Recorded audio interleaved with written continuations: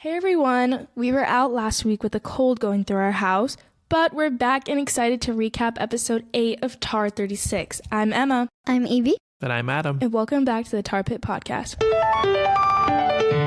And we are starting in Bridgetown, Barbados. Mm-hmm. And they are beginning at the swing bridge in Barbados. It's interesting that the town is called Bridgetown, but there's only 2 bridges in town. That's true. Yeah, they did make the point of saying that there was only 2 bridges. It's quite a small island from what I understand. And they are starting at Swing Bridge. And they are going in 3 waves still. But this time, because we're narrowed down to 6 teams, there's 2 teams per wave. So the first wave is Cesar and Ricky and Angie and Danny. And the second wave is Rod and Letitia and Vinny and Amber. And the third wave leaves Shane and Juan and Yvonne and Melissa. Right. And we remember last time that Shane and Juan had food poisoning. Yeah. Or Juan had food poisoning. Did. Yeah. So that kind of pushed them back a little bit. He was struggling. So they're in the third wave now. So they are there. They have to get in the car. This is all self-drive again because we're, again, post-COVID. This is the season that's post-COVID. And I know that that's really throwing people off because there's a lot of negative comments on social media and the different fan groups about this season. And people are taking it out kind of on the teams, I feel like. But a lot of these things that people are complaining about, being in South America so much, they are out of South America, but being there so much and being in Spanish-speaking countries and different things that people are complaining about really have a lot to do with this being the season that right came back after COVID. And so they were trying to reduce, I think, global travel. And also what we found out after speaking with some of the teams is that they were all sort of in quarantine or sequestered a little bit. So they couldn't really interact a ton with each other during downtime because they were trying to prevent the spread of COVID at the time. So I think that people are getting frustrated with some of those logistics, not remembering that this is actually season 35.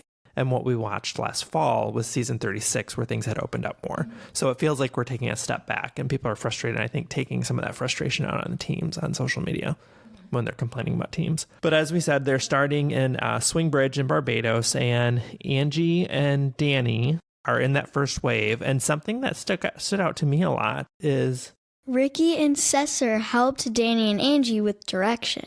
Right. Well, they Angie left and Danny was like, let's follow them. Which was surprising because Danny's usually like the navigation leader. Like he's the one helping other people. He's the one that other people are following because they know that he's going to get to the right destination. Right. And that was surprising. That was something right off the bat. I was like, what's going on there? Because usually he's such a navigation powerhouse. Why would he follow them? And Danny just said they have a good idea of where they're going. But then Cesar, they like switched to their car and Cesar just said, I'm a little lost. Yeah, and they actually did have trouble, right? Cesar and Ricky. Mm-hmm. And there was a little frustration brewing from them when they first left.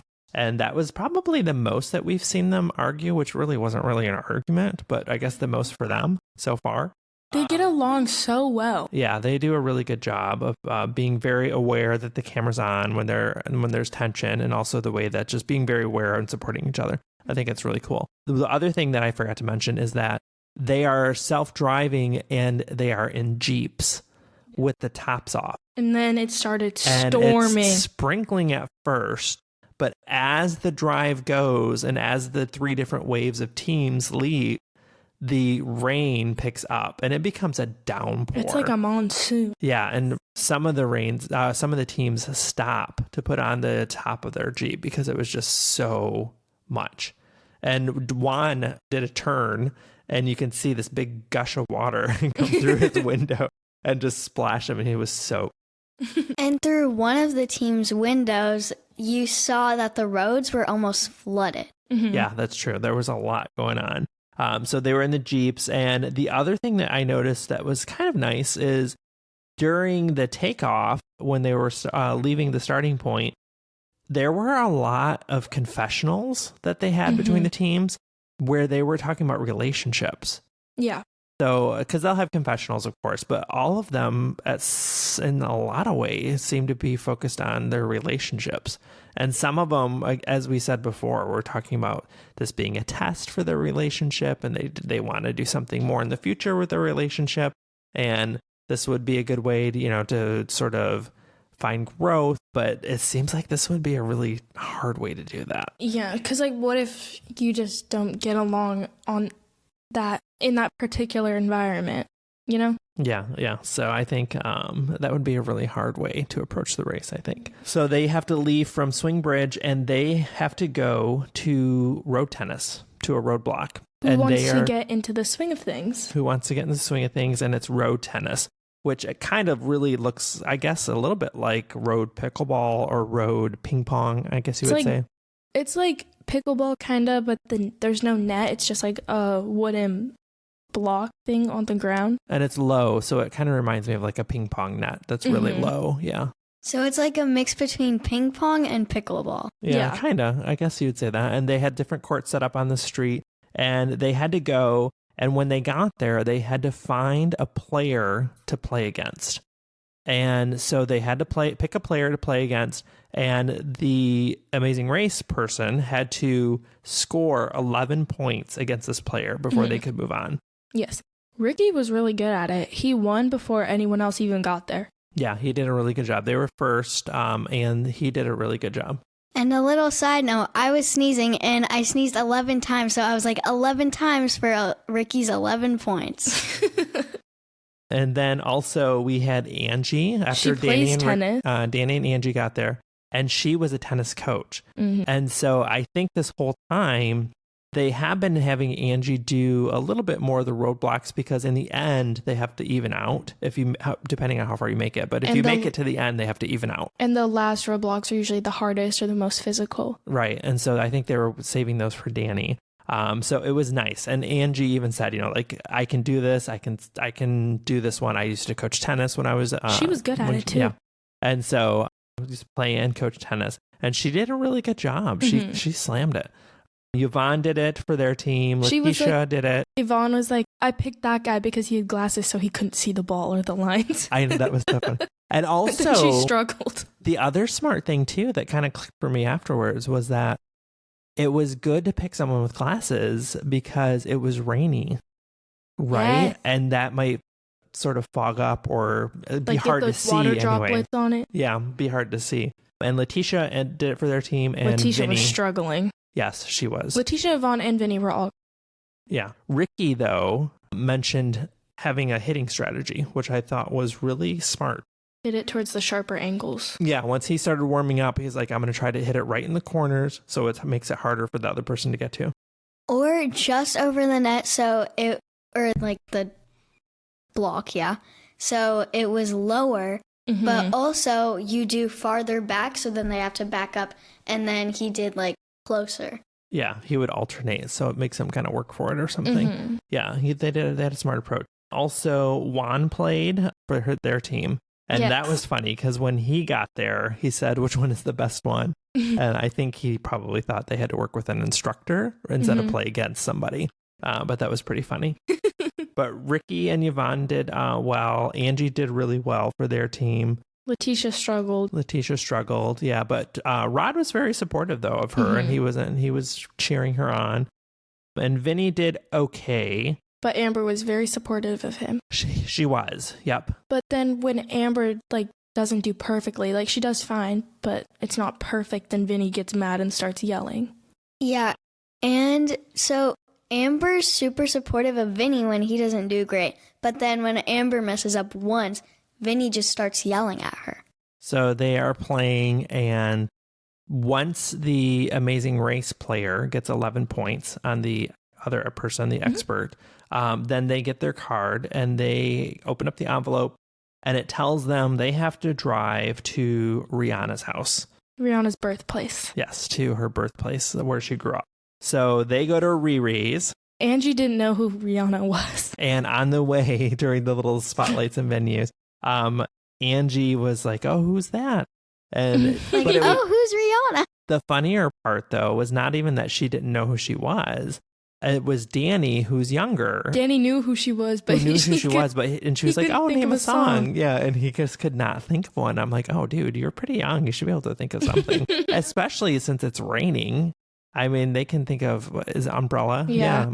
And also, Angie was like, "Sing me one," and he's like, come on, Danny Butler, why can't you think of a Rihanna song?" Yeah, that was funny. He kind of realized that he was having a little bit of a brain malfunction. Fart. Yeah, a little malfunction there.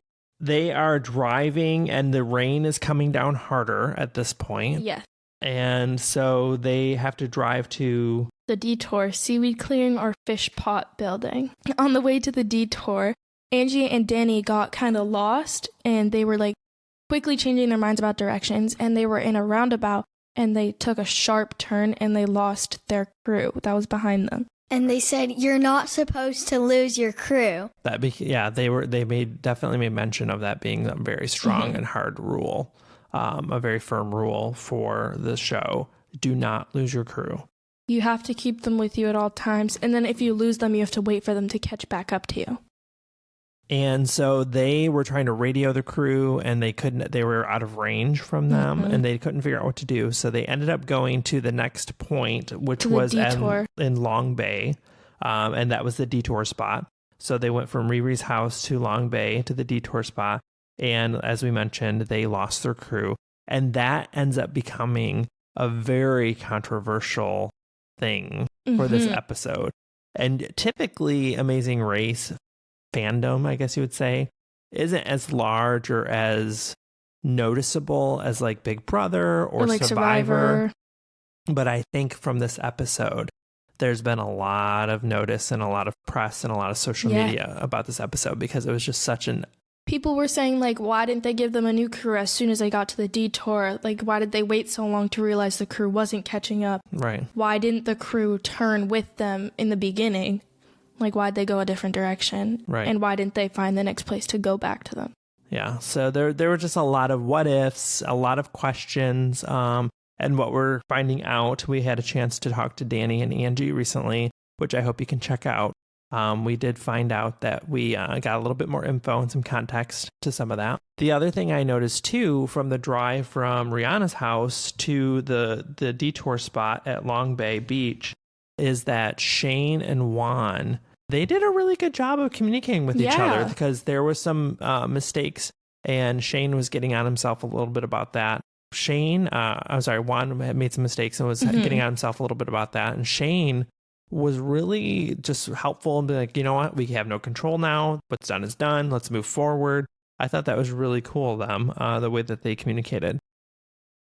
We just wanted to tell you about our new and exciting project.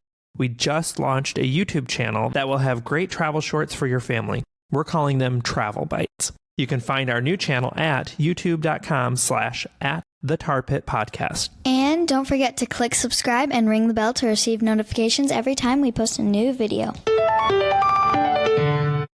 Okay, so the teams arrive at Long Bay Beach, and there's 2 detours that they can choose from. Seaweed clearing or fish pot building. Okay, and so how would you describe the fish pot building one? The fish pot building one is they have to build this trap out of like sticks and chicken wire, like chicken coop wire. And it's like a trap that you throw in the water, and it has this tube where a fish can swim in, but then they can't get back out. Right. And how would you describe seaweed clearing? So seaweed clearing was like you had this barrel and you had a wheelbarrow too. So you would have to put the seaweed into the wheelbarrow and then put it into the barrel. And it had to be like almost overflowing. And the wheelbarrow was like all the way across the beach. Right. So the spot where the wheelbarrow and the barrels was way across the beach in length from where the seaweed was that you were supposed to collect. So basically it had them running back and forth. So one was physical, right? And then one was more sort of engineering and tedious. And it almost looked to me like a crab or a lobster trap. Yeah. The way it was done. The only team that picked the seaweed clearing was Shane and Juan.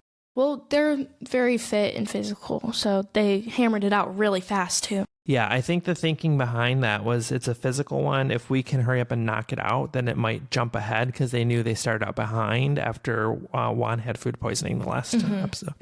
So if I could choose one, I would choose seaweed clearing because in the description that Phil gave you during the episode, Phil said that it makes it harder for turtles to lay their eggs. So I feel like it would be good for those cute little turtles.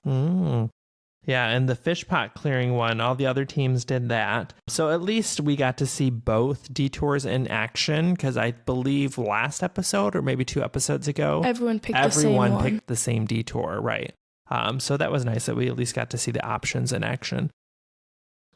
At the fish pot building one, Rod and Letitia were so confused on like what they were missing.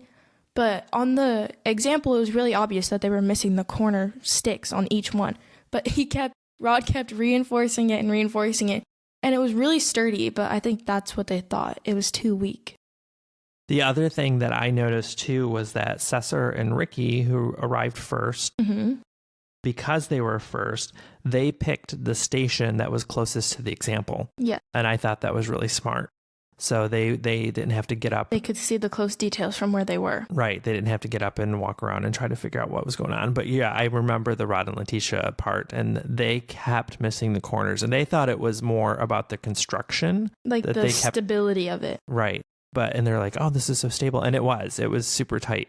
But they just didn't have those corner pieces in.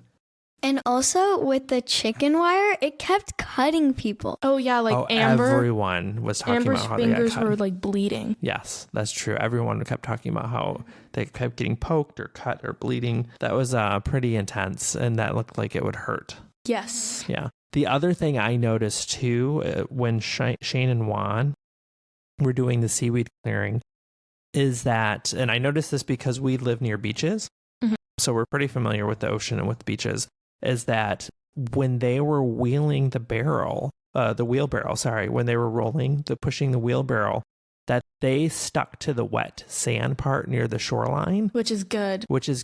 And it's easier because it's so compact, right? And so firm to roll on or run on instead of the loose, drier sand where it would be really hard to push that. So that was really smart on their part. And also in the seaweed clearing, you don't get cut. True. Right. They didn't get Running cut. on sand is hard regardless, even if it's wet or dry. It is. But I thought that was really smart because they had the wheelbarrow with the wheel, and that would have been a little bit easier, or at least you could have more control over it. Because in the loose, dry sand, it would have just went everywhere. Around. Right. Yeah. So they did a really good job. And they plowed through that detour. It took them like 2 trips, and they finished it all. Mm-hmm. And that actually bumped them up because they pushed through so well. That bumped them up where they were moving from one of the last teams to now one of the first teams. Yeah. To get past the detour. And Ricky and Cesar, as usual this year, this season, kind of busted through it and did a good job. And they were the first ones out from the fish pot building. And then at the time, this is where also part of that controversy of Danny and Angie, they arrive to the detour and they wait for the crew. They have to wait for like 45 minutes. They have to wait for their crew. And then you hear Danny say, oh, the crew arrived. Mm-hmm. And so then they get out and they were penalized. They had to wait because, again, you can't leave your crew. So they had sort of a time penalty for that they had to wait for their crew for. And then once they arrived, or once a crew was there, then they got to leave. And so they did that. But that pushed them back because they actually were ahead of the pack. Like we said, they started in that first wave, and it made them push them down to where they were one of the last teams starting that detour, the fish pot building. Yeah. So after the detour, they then have a clue where they have to go to Hastings Rock. And that was this really gorgeous spot on the beach with these amazing rocks and just this beautiful water. Mm-hmm. It was like turquoise. It was so pretty. And they had these really cool guys walking around on stilts. And that was nice too. So they had to go to the pit stop, and the teams that... But before we get to all of that, I just have something about the ride there with Letitia and Rod. Oh, they got stuck in the ditch. Yeah. Rod had to jump out and push the car. He's like, That's what being strong does. Yeah, they actually named the episode after that because that was so funny. He literally just hopped out, pushed it around like it was a little toy, and just said, "Hey." That's what being strong do. Yeah. That's what being strong will do. So they arrived to the pit stop. Who was the first team that arrived? Ricky and Cesar. And Emma, do you remember what the prize was? They won $7,500 each. So this is their first place this season. 5 first places and 3 second places. Yeah. And That's I insane. think I've heard from other fan groups and podcasts and different things that makes them, I think, one of the strongest teams to ever be on the show out of any season. Because they haven't gotten lower than second place. No, they haven't. That's crazy. They are 5 just first, like 3 a seconds. powerhouse. That's crazy. Yeah, that's awesome. Good for them. Shane and Juan got second. Amber and Vinny got third. Yvonne and Melissa got fourth. Rod and Letitia got fifth. And Danny and Angie got eliminated. They did. And a lot of it had to do with that time penalty where they had to wait for their crew. That's why people were so mad about it too. Yeah. It caused a lot of controversy. But Danny has addressed that in social media. And also, we had a chance to talk to them, like I said. And we had that dropped sooner than later because we wanted to get it out there because he kind of gives a little context to some of those things and explains that they're okay. They're moving forward. So, and also it was a penalty because they lost their crew and they weren't supposed to.